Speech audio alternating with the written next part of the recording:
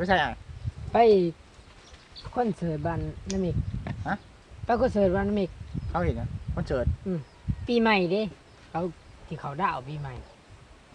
เขามาปีใหม่แล้วว่าคอนเสิร์ตเขาเปิดแต่มือวันที่3เลยอันนี้มือวันที่5มันโมเมนต์มันใกล้แล้วป่ะแต่มาหันจะแตกยังมือวันที่5เขาเปิดแต่มือวันที่3ผมเขารอบ่ยังก็เขารอบ่โมเมนต์ปะบ่ใช่ว่าบอกจังหนึ่งก็ไปจังหนึ่งมันไม่หูบ่หน้าตาแบบนี้บ่หรอโอ้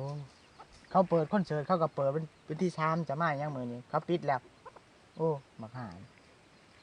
ก็จะกินเขายังก็จะกินเขาโมเมนต์จะหูหนวกวะโมเมนต์จะหูหนวกวะที่ไปบ่น้องข่อย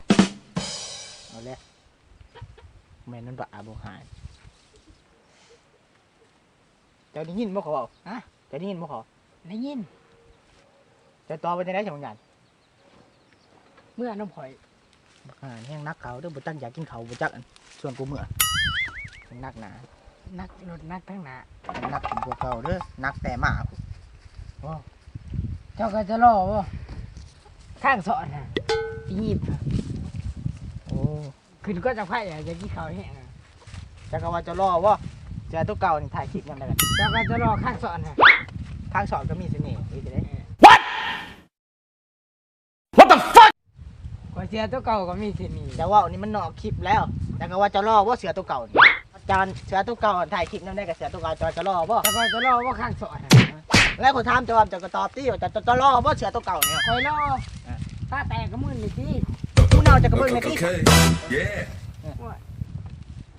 แต่ว่าจะรอแห้งบ่คอยรอแห้งคอยจะก็จะรอข้างบาทฮะข้างบาทนอนจอรอไอ้สัตว์ไปปากได้ปากคอยเลยช่วงกับบางทีถ่ายกับแบ่งสิแบ่งน่าจะแตกอีกสังแบ่งแต่ว่าเก้าเถอะว่าจะนี่ชกจะมาแบ่งเป็นชึกอยู่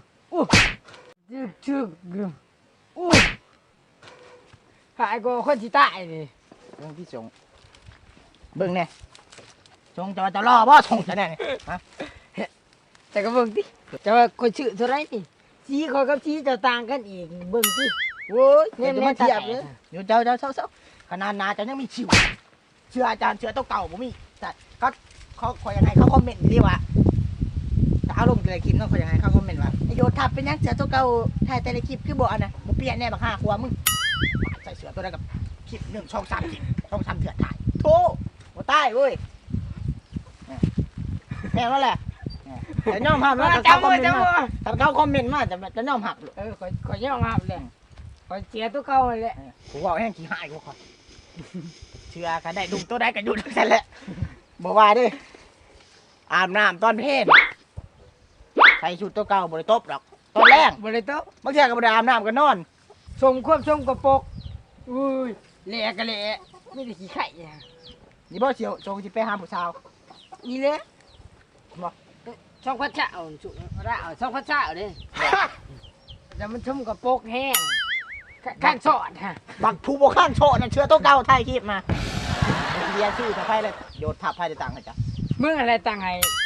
เราก็จะรอว่าชื่อวายเข้ามาไหว้ฮัลโหลผมเมื่อยว่าอะไรครับจะเช่าจากไหนเงินจานไปคอนเสิร์ต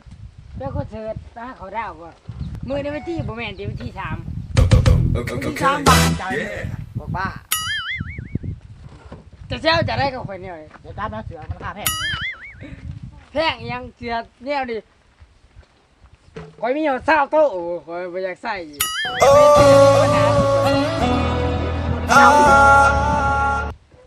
ไปเมื่อไปเขาดาวบ่ไปเขาดาวแล้วเว้ยแต่งตัวแน่นี่บ่รถออกไม้บ่รถนี่แนมตีตาแตกเป็นอยู่ใหม่ก็รถออกไม้ฮันขลุดออกเก่าฮะฮันตาแตกแนมเนี่ยไม้มันรถออกไม้แล้วก็ไม้โอ้สติ๊กเกอร์ไม้เนาะโอ้รถจะงามนี่งามขึ้นจะว่างดีเนาะคนยังรอรถก็รอเลยโอเคผมท่านเห็นด้วยนี่เบิ้งสติ๊กเกอร์ทอคนใหม่มาทอคนเก่ามั้งแนมตีตาแตกจะเปลี่ยนมืดบ่เลยจะก้องจะเปลี่ยนบ่ชื่อจะได้เลยเนี่ยบ่ เขาถามเขาว่าตะวิดว่าโรเบิร์ตบ่เขา โรเบิร์ตโธ่ มันมาใหม่ คือสิราคาแพงเนาะ เท่าไรราคาเท่าไรเดี๋ยวนี้ บ่แพงกว่าได้ราคาเป็นก็เอง2ตึก จะได้ขายอีพ่อจะมาซื้อ ฮะยังเจ้าจังได ไออีพ่อจะไปซื้อให้บ่รถตัวนี้ เออ โอ้จะเปลี่ยนมื้อเนาะค่าคำจะก็เปลี่ยนมื้อนี่ แนบตีตาแตก นี่บักห่านมึงเกิดไปเลยไปเอาเมื่อแว่นนี่ก็แว่นมื้อนี่ฮะแย่งได้เนาะ ไปเขาดาวบ่ ไปเขาดาวมึงมาได้ใจสิไป ฮะไปเลยบ่ ฮะ ไปเลยบ่ ฮะ ฮะ ฮะ ไปเลยบ่ เจ้าฮ่าได้เถื่อละ ไปเถอะไปก่อนเด้อ ไปกับไป เอาเข้ามาไกลๆ เจ้า